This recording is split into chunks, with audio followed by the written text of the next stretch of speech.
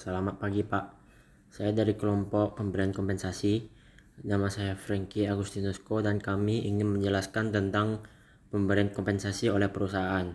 Untuk pertama-tama saya ingin memberikan nama anggota kelompok saya. Yang pertama saya sendiri Frankie Agustinusko. Yang kedua adalah Andi Postino, ketiga Robinson, dan keempat Michael Harrison. Untuk pertama saya ingin menjelaskan untuk slide kami ada beberapa bab bagian pemberian kompensasi. Yang pertama adalah pengertiannya. Jadi di pertama itu saya selanjutnya akan memberikan beberapa pengertian tentang pemberian kompensasi oleh perusahaan, dan slide selanjutnya adalah tujuan pemberian kompensasi. Ketiga adalah jenis-jenis pemberian kompensasi, dan keempat adalah faktor yang mempengaruhi kompensasi. Dan untuk yang terakhir adalah kesimpulan dan penutup. Untuk pengertian pemberian kompensasi saya ingin menjelaskan beberapa, yaitu beberapa pengertian pemberian kompensasi menurut beberapa ahli dan menurut pendapat kelompok saya. Untuk pertama adalah sebenarnya pengertian pemberian kompensasi itu seperti sebuah imbalan dari perusahaan yang berupa finansial atau non finansial yang nantinya akan dijelaskan di jenis-jenis pemberian kompensasi. Jadi perusahaan itu memberikan imbalan-imbalan secara finansial atau non finansial sebagai suatu reward yang diterima oleh orang-orang atau karyawan yang memiliki hubungan pegawai dengan perusahaan, untuk memberikan suatu reward atas kerja usaha mereka dalam perusahaan tersebut. Selanjutnya akan dijelaskan oleh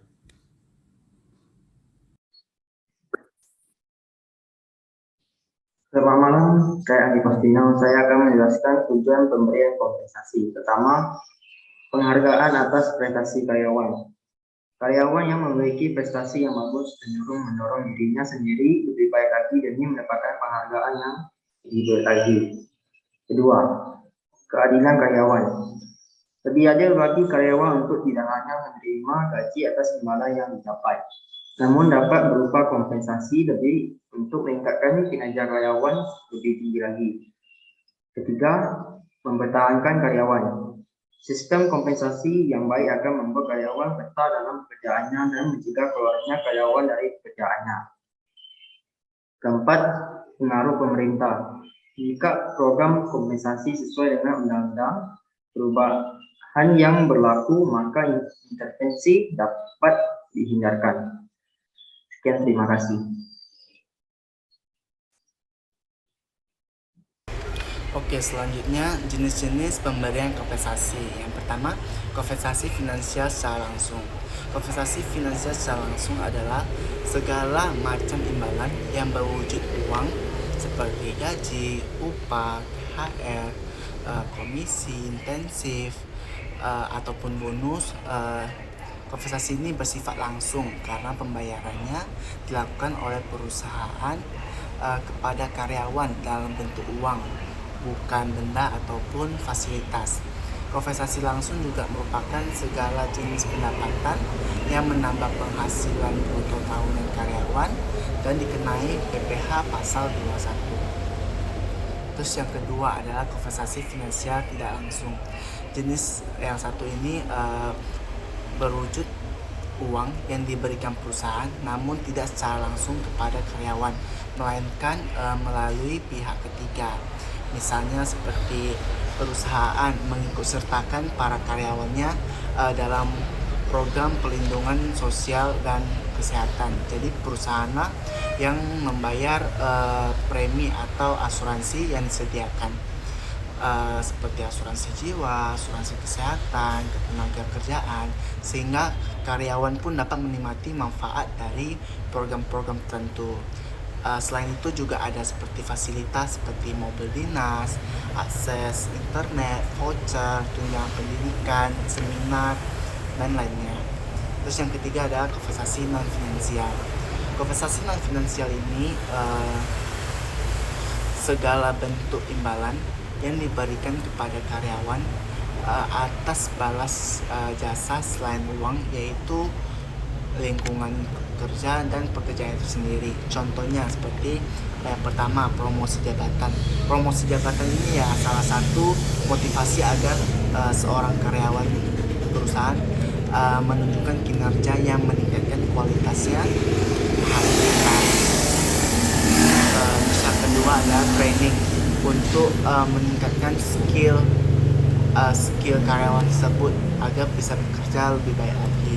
Terus yang ketiga ya seperti liburan-liburan, outing, itu juga merupakan kompensasi non finansial yang efektif untuk meningkatkan kinerja karyawan, karena karyawan juga butuh liburan, karena liburan juga membuat semangat kerja, sehingga menghilangkan stres, menghilangkan beban pikiran, dan tubuh menjadi lebih bugar. Terus yang selanjutnya ada lingkungan kerja yang baik. Lingkungan kerja yang baik itu ya pastinya akan membuat karyawan bisa lebih fokus, bisa lebih semangat dalam bekerja, sehingga output yang dihasilkan pun lebih berkualitas dengan waktu kerja yang lebih efektif. Oke, terima kasih. Halo, perkenalkan nama saya Michael Harrison. Saya dari kelompok 6 ingin menjelaskan materi tentang pemberian kompensasi. Bagian faktor-faktor yang mempengaruhi besar atau kecilnya pemberian kompensasi.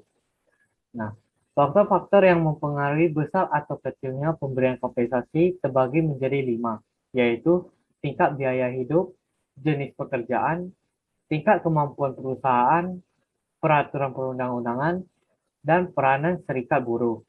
Nah, yang pertama, tingkat biaya hidup. Tingkat biaya hidup. Semakin besar biaya hidup, semakin besar kompensasinya. Maksudnya, jika seseorang karyawan memiliki tingkat biaya hidup yang besar, maka jumlah kompensasi yang diberikan juga tinggi. Yang kedua, jenis pekerjaan. Semakin besar tanggung jawabnya, maka semakin besar kompensasinya. Maksudnya, seorang karyawan yang memiliki tingkat pekerjaan yang tanggung jawabnya besar, maka perusahaan akan memberinya kompensasi lebih. Nah, yang ketiga, tingkat kemampuan perusahaan. Perusahaan besar cenderung lebih bisa memberikan kompensasi yang lebih besar. Maksudnya, perusahaan besar memiliki pendapatan atau pemasukan yang lebih, sehingga dapat memberikan kompensasi yang lebih juga. Sedangkan perusahaan yang kecil cenderung memberikan kompensasi yang biasa saja. Nah, yang keempat, peraturan perundang-undangan. Undang-undang yang membahas kecil besarnya kompensasi berdasarkan kinerja.